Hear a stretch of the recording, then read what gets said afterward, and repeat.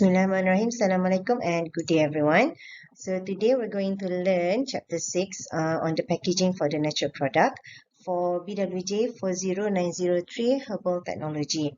And I am Dr. FURZANI binti Pai from the University Tun Hussein on Malaysia. So first of all, kita akan tengok dulu natural products ni ada beberapa kategori. So for example, the first one is adalah traditional medicine. So kalau traditional medicine ni bermaksud it is the practice of the indigenous medicine ataupun orang locals ataupun orang terdahulu ataupun orang asli, kaum asli. And untuk kita kategorikan dia di bawah traditional medicine, dia sepatutnya not include any sterile preparation, vaccines or any substance derived from the human parts, any isolated and also the characterized chemical substance. So anything besides this will be considered under the traditional medicine.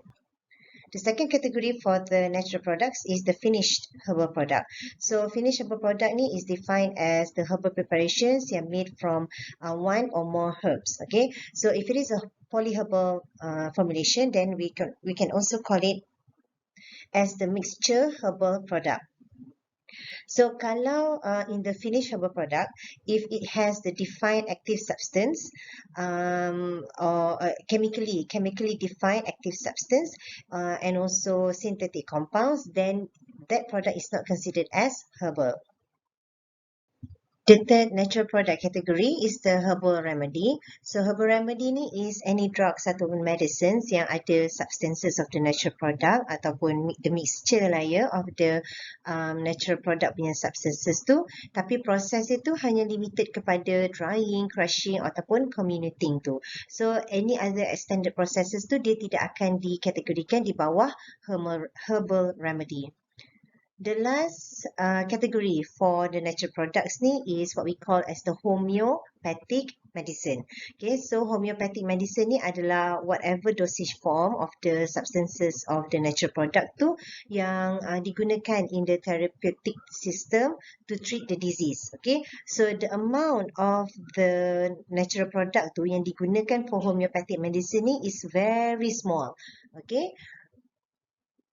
And sebab substances yang digunakannya menyamai dengan apa benda yang ada, substances yang ada dekat dalam person yang tidak sakit tu.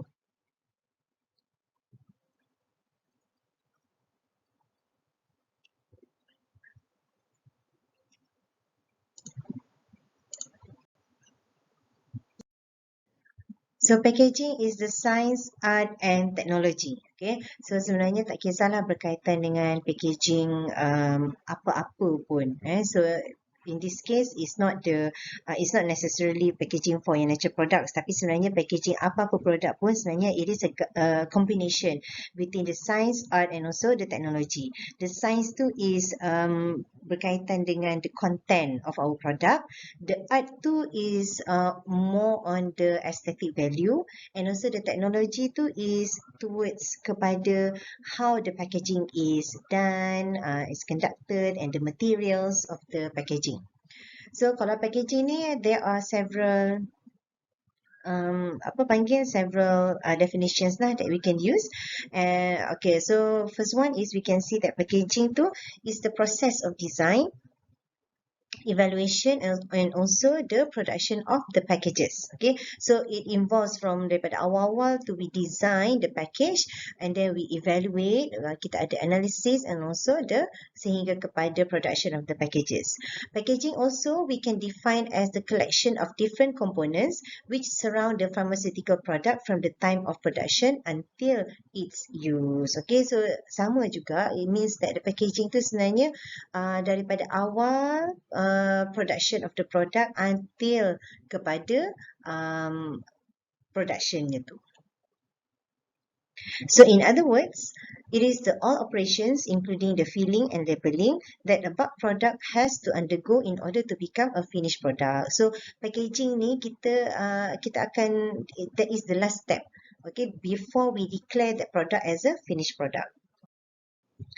Selection criteria for packaging material. So there are several factors ataupun several criteria lah that we have to take into consideration, take into account whenever we want to package our products. Okay, so for example, the product or the pack contents, the contents kita tu sendiri, is it in a powder form ataupun semi-liquid ataupun liquid form? Because those forms of our drugs ataupun medicines tu, dia akan influence the type of the packaging. The application of the product. So is it in terms, is it using on topical ataupun is it on the orally ataupun for spray, okay, dan selebihnya. These are the characteristics of the packaging material, okay, and material ni adalah semestinya they are the to protect for our product tu. So they must meet tamper resistance requirements. So ada requirements yang ni so that they protect our products. Must be FDA approved so that it is non-toxic kepada environment, kepada consumer. Must not impart odor or taste to the product, okay, so that it doesn't change the odor or the taste of the product tu. Okay, there are some packaging yang akan influence ataupun interfere dengan odor ataupun taste, so tak best lah kalau macam tu. Okay, so packaging ni dia ada some packaging, dia ada barrier properties. Okay, so why barrier properties ni is important sebab without the barrier properties tu, moisture akan increase, okay, inside the product itself. So kita tahu kan moisture and product ni is not a good combination. It can lead to a lot of problems after that. So besides moisture, air pun dia juga, okay. Apa lagi? And then there are some products yang maybe they are photosensitive, so they are sensitive to light. So barrier properties ni in terms of the packaging tu, it will help. It will make sure that the products tu are protected from the light. So these are several kegunaan lah, functions, the uses of the packaging. So first of all, it is a physical protection. So kita sendiri membalut kan produk tu. Jadi produk tu it is not exposed. Second one is as the information transmission, because on the packaging itself kan ada labeling. So on the label tu lah we will tell the ingredients, we will tell the consumer how to use it, how much that the consumer has to take. Okay, so that is how we convey and we transmit the information to the end user. The third one is for the marketing. Okay, so the packaging and also the labeling tu memang they are very powerful tool untuk marketkan our product. The last one, the next one is the convenience. So packaging ni, it is for the convenience of the consumer lah, for the end consumer kan. Kalau kita punya produk tu in terms of the serbuk, so it's easier, it's convenient for the end consumer to have to receive our product tu yang powder form tu in a form of a bottle ke, of a sachet ke kan. So it is convenient. The next one is the barrier protection. So tadi yang kita sebut tadi kan barrier properties tu, because the barrier protection dari segi moisture, dari segi air, dari segi light when they are sensitive and so on. And the last one is the security. Okay, so packaging ni dia boleh reduce kan the damage risk, okay, during the transportation or during the shipment. So there are different types of packaging. It depends on the form of our drugs and also the material juga. Okay, but in general there are primary packaging, there are secondary packaging, and there are also tertiary packaging. Okay, so for primary packaging ni, it is the first that envelopes the product and holds it. Okay, so primary packaging ni whatever packaging yang dia in direct contact with the contents. Okay, so dia lah yang betul-betul membalut, mempackage kan the content tu. Okay, so this is the example lah yang dekat bawah tu. So if we have the product in a powder form, okay, kita masukkan dekat dalam bottle. kan. So the bottle tu memang in direct contact with the powder form tu. So this is the primary packaging. So selain bottles, kita boleh masukkan dekat dalam bahagian contohnya blister, blister pack seperti ini.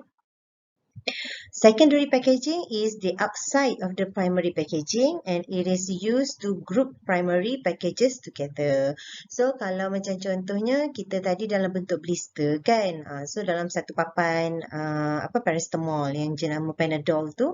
So satu papan tu, so that is the primary packaging. Okay. Secondary packaging apabila dalam satu kotak tu ada beberapa papan of the paracetamol, jenama Panadol tu. So that is the secondary packaging yang kotak dekat luar tu. And also we have the tertiary packaging. So usually tertiary packaging ni yang bulk handling tu lah. So macam contohnya selalunya kita akan pakai pallet macam ni for shipment ataupun for transportation. So dekat dalam ni ada banyak sangat yang secondary package tu lah. Yang ada banyak sangat kotak-kotak dalam ni. Lepas tu dia balutkan lagi for extra protection for shipment. In terms of the material, there are a few types of packaging material. Ada glass, metals, rubbers, plastics, fibrous material, films, foils and also laminates. So kita akan tengok one by one on the packaging material. Okay, glass. Glass memang dah biasalah digunakan. Okay, and advantages dia adalah dia hygienic, dia boleh suitable for sterilization, lepas tu can be easily label, and then if kita nak tanggalkan label pun easier. Okay, tetapi there are also disadvantages when we use the glass. So glass tu dia bergantung juga kepada kebesaran gelas kita tu. So kalau lagi besar, lagi berat. Lagi tebal gelas tu, lagi berat. And we know that the glass tu is fragile. Jadi dia mudah sangat nak break. Glass ni dia ada different types. So dia ada type 1, 2, 3 and 4. So daripada type 1 sampai ke type 4 tu, type 1 tu as in the type yang paling bagus dan yang paling mahal. Okay. So type 4 tu adalah, tak adalah nak kata type 4 tu adalah bukan type yang bagus, tetapi dia adalah yang paling simple daripada cost dia, and not all medicines ataupun drugs yang sesuai digunakan for type 4. Okay, so kita tengoklah one by one. So type 1 glass ni dia least reactive. So bila least reactive maknanya a lot of ingredients are being put into the production of this type 1 glass. So bila banyaklah ingredients nak guna, then the production and also the processing cost itu akan menjadi tinggi. So that's why type 1 glass ni dia hanya digunakan for products, pharmaceutical products yang sangat sensitif.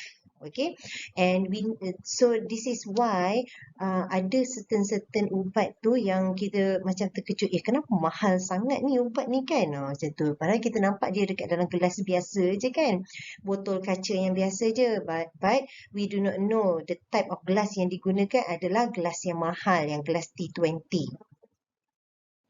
Okay, the second type glass adalah type 2 glass. Okay, so yang ni dia murah sikit daripada type 1, tetapi is still relatively good. So dia higher chemical resistance, so dia takkan ada dia kuranglah dia punya reaction between the glass and also the product dekat dalam tu. So dia murah lagi. Kemudian a lot of products boleh digunakan dekat dalam type 2 glass, tetapi make sure that the pH tu of the product tu is less than 7. Maknanya maknanya kalau products tu is acidic, maknanya pH dia less than 7, then this type of glass boleh digunakan. Okay, the next one, type 3 and type 4, they are about the same macam level, okay. Tapi type 3 tu dia bagus sikit lah, sebab dia dari segi resistance itu dia slightly above the average, okay. Kalau nak bandingkan dengan type 4. So type 4 tu adalah yang paling murah, jadi dia punya form of the product tu memang sebaiknya adalah for solid products. Okay, the next packaging material is the metals. So kita tahulah metals ada banyak sebenarnya contoh-contoh produk yang kita disimpan dekat dalam metals. And metals ni kita tahu because dia very strong. Jadi dia senang lah. Lepas tu dia resistant kepada temperatures. High ke low ke dia boleh okay je. Alright. Untuk metals ni dia ada dua jenis lah. Okay, contohnya dia diperbuat daripada aluminium and the second one is dia diperbuat daripada stainless steel. So kalau yang aluminium ni, it is relatively light yet strong. So macam kita tengok contoh aluminium foil kita tu kan. So dia adalah ringan sahaja tetapi dia quite strong. Okay, kalau kita nak koyakkan dia tu pun it needs a bit of a force. So it is dia can protect as a barrier to light and chemicals. Impermeable and easy to work into a variety of formats. So tak kisahlah you pakai dia pakai dari segi powder form ke, semi liquid ke ataupun liquid. Okay, so dari segi aluminium tu dia ada dari in terms of the thickness tu. So dia ada thickest aluminium, intermediate thickness and also the thinness. Okay, jadi dia punya kegunaan di application ni adalah dia merujuk kepada our product tu. So contohnya kalau thickest aluminium ni dia selalunya akan kepada yang rigid containers. Contohnya yang kita punya fumakila, Ritsac, tu aluminium and is very thick lah kan because dia nak holdkan a very high pressure gas dekat dalam tu. So that's why it has to use the thickest aluminium. However, kalau aluminium ni dia ada several disadvantages tetapi thanks to the modernization dah ada dah lah solution. Okay, contohnya lah kan sebenarnya aluminium ni dia sebenarnya boleh ada corrosion juga dengan produk yang came into contact tu. Okay, so to overcome this problem, that aluminium is lined with the epoxide, vinyl or phenolic resin. So by the addition of that epoxide vinyl ataupun phenolic resins tu dia akan reduce the reaction of the corrosion tu. Okay, the next packaging material is the rubbers ataupun elastomers. So kalau rubbers ni we know ada yang natural rubbers, ada yang synthetic rubbers. Okay, so yang natural ni is always good lah kan. Dan kalau you perasan kita memang ada several product, several pharmaceutical drug, ubat kita yang dijual tu dia memang dekat bahagian mulut dia tu memang ada rubber. Okay, so kita kalau nak ambil tu menggunakan syringe kan, jadi dia injectable, dia banyak-banyak kali lah kita kena inject dekat dia. So that's why natural rubbers ni is better. Okay, for multiple insertion needle ataupun syringe kan. Cumanya kalau synthetic rubber tu dia dari segi cost dia murah sikit tetapi dia dari segi kalau macam nak multiple insertion of the needle or the syringe tu dia tidak setahan seperti natural rubber. The next packaging material is the plastic. Okay, so kalau yang plastik ni ada dua class of the plastic. So satu thermoplastic, satu lagi thermoset. Okay, so kalau thermoplastic dengan thermoset ni nama pun ada perkataan thermo kan, so they involve heat lah sebab plastik kan pada asalnya dia adalah keras, tetapi kalau kita nak bentukkan dia mengikut bentuk yang kita nak, because tu it depends on our product juga kan, jadi we need to apply some sort of heat so that kita boleh nak lenturkan and we can form the container tu. Okay, so kalau yang thermoplastic ni it is capable of being shaped after initial heating and solidifying by cooling. Okay, so kalau yang termoplastik ni kita macam bagi panas sikit dan kita dah boleh mula lenturkan dia. Okay, kalau yang thermoset ni dia memang they need heat for processing into a permanent shape. Okay, permanent shape. Jadi termoplastik ni dia masih lagi boleh kita nak nak bentukkan lagi. Okay, after dia dah cool juga. Tetapi for thermoset, once dia dah cool, dia dah sampai kepada permanent shape, kita dah tak boleh nak tukar-tukar dia punya shape dia. Okey, jadi kalau untuk yang plastik ni, dia punya advantages dia, obviously dia less expensive daripada glass. Okey, dan dari segi transportation dia tak adalah kita susah hati sangat kan. Kalau glass tu kita kena label fragile, lepas tu lori tu tak boleh nak bawa laju-laju kan. Tetapi for plastik, so kita mudah sikit lah, kita senang hati sikit during the transportation. However, there are some disadvantages kalau kita menggunakan plastik. We know that kalau produk kita tu yang very sensitive, then usually kita patut guna kepada type 1 glass tadi tu kan, sebab dia less reactive, dia bagus lagi. Tapi kalau kita guna plastik, then bahayalah, because akan ada reaction between the packaging and also the product. Okay, so these are the examples of plastik. Jadi plastik ni ada plastik yang kita biasa tengok ni dalam ubat-ubat, macam kalau untuk ubat yang budak-budak kan, Panadol dia dalam bentuk cair-cair, so dalam ni lah. Kalau kita punya ubat kita tu, selalunya bila doktor klinik tu dia sekali kan masuk dekat dalam plastik ni. Ataupun plastik ni macam contoh plastik untuk kita hand sanitizer kan. So ada yang dekat dalam bentuk plastik seperti ni untuk hand sanitizer spray. The next packaging material is the fibrous. So usually bila kita kata fibrous materials ni, mostly adalah yang daripada kotak-kotak ni lah, daripada paper base ataupun daripada corrugated fiberboard. So fibrous materials ni kalau kita gunakan as the packaging, sebenarnya dia ada lagi banyak advantages, okay, in comparison to other packaging materials, sebab dia mudah untuk di stack, lepas tu dia increasekan display area and so forth. And then the next one is the films, foils and also laminates. Okay, so films, foils and laminates ni adalah yang macam contohnya yang kita selalu jumpa tu lah, yang dekat kita punya Panadol tu. Okay, yang untuk paracetamol. Okay, Panadol is a brand, paracetamol is the paracetamol is the ingredient, okay, of the drug itself. Okay, so cara dia package tu, itulah tu dia menggunakan films, foils and also the laminates. So ini dalam bentuk dia tu, yang films, foils and laminates tu dia akan guna dalam bentuk strip pack, blister pack, sachet kan, kalau kita tengok yang 3-in-1 tu and so forth. Okay, tetapi yang terbaik lah, okay, adalah alu-alu foil. So alu-alu foil ni yang terbaik sebab dia memang menggantikan yang PVC film. Lepas tu dia punya shelf life dia lagi bagus. Lepas tu kalau yang produk tu yang moisture sensitive, memang akan di-protect lah alu-alu foil ni. Tapi but again, dia involve some cost lah.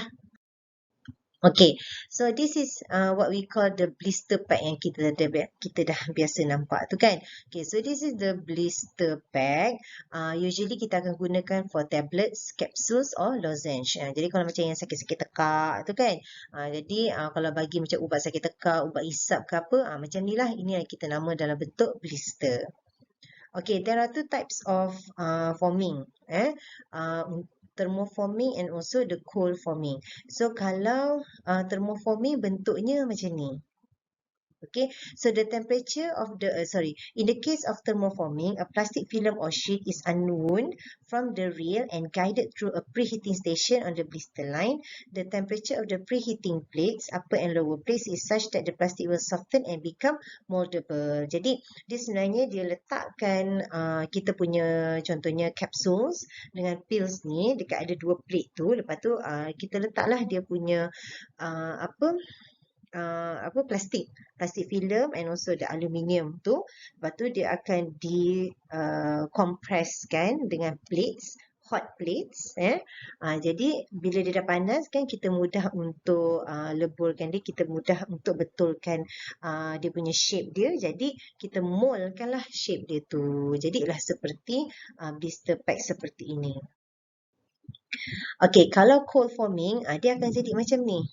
So dia tak nampak, okay, apa isi dalam dia. So that's why Yang thermoforming tu dia lagi digemari lah daripada yang cold forming. Tetapi there are some medicinal drugs kan, drugs tu yang memang tak boleh kasih nampak yang transparent because dia sensitif kepada light. So for drugs, for medicines yang sensitif kepada light, kita memang kena guna yang cold forming. Okay, street packing. So street packing adalah seperti ini. So sama juga dia akan banyaknya digunakan for tablets and capsules. So dia flexible film. Jadi dia tidak keras macam yang tadi blister. So kalau street packing ni kita boleh koyakkan. Nampak dot-dot-dot ni. Closures. Okay, closures tu maksudnya dia boleh dibuka, boleh ditutup, back and forth. Jadi dia punya closures tu ada pakai cork ataupun pakai glass, plastik, metal or rubber. Okey, bila dekat labels, dekat kita punya packaging kita tu mesti akan kena letak labels. So labels tu kita kena berhati-hati, okey? Sebab semua ni kita kena declare lah nanti. Jadi you have to know, we have to know our product kita tu. Adakah dia extremely flammable? Adakah dia poisonous? Benda-benda macam tu, okey? So we have to declare everything. Quality assurance in the aspects of the packaging. Okay, so bila kita dah in the process of the packaging ataupun dah siap pun packaging, so kita mesti memang kena check dia punya QA dia, quality assurance, because we want to be sure that the quality tu is still intact. Okay, so contohnya dia akan tengok on the requirements of the national authorities and the relevant legislation.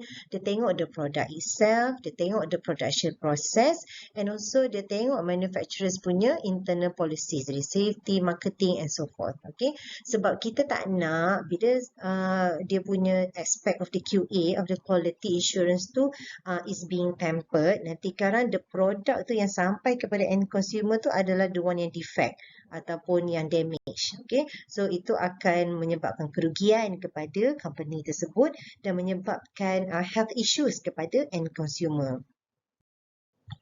Sampling and testing of the packaging material. So bila dah di packagekan our product tu, mesti akan buat few testing ataupun few analysis. So kalau contohnya testing yang dibuat tu is this one lah. Dia akan tengok dulu in terms of the visual daripada luaran dahulu. The cleanliness, ada apa-apa defect tak. Kalau macam dia dah tutup tu, adakah dia tutup sepenuhnya. And then the test to identify the material. If you in the label kita kata this is a paracetamol. Then bila kita ambil sampel tu, kita check it is not a paracetamol. It is a ascorbic acid. Iaitu vitamin C rupanya. Okay. Ni kita tengok dimensional test, physical test, chemical test and also the microbiological test. And package validation. Okay. So package validation ni dia ada, it involves two category. Okay, so the first one is the design validation of the package as a component of the device, and the second one is the process validation, of the packaging process. So satu ni dia tengok the component and also the design. The second one is on the process itself. Okay, so because this involves the pharmaceutical drug kan, so every little details tu memang akan di test, memang akan di analyze betul-betul before kita nak registerkan produk kita. Okay, particulars of packing. Alright, so dari segi packing tu, kita sebenarnya there are rules. Bila kita nak packing kan tu, dia mesti tak boleh exceed 6 months punya usage.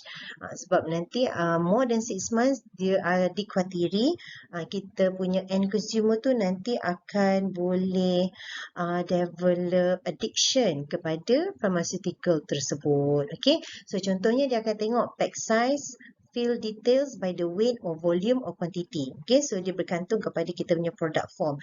Adakah by weight or by volume ataupun by quantity. And then dia tengok kita punya packaging type kita, container kita guna plastik ke, kaca ke, blister ke, strip ke. Then these three are optional. So dia akan tengok barcode and serial number, recommended distributor's price and also the recommended retail price. Dan ada several lagi lah semua dia punya particulars dia. Okay, so that's all for chapter 6. Thank you very much.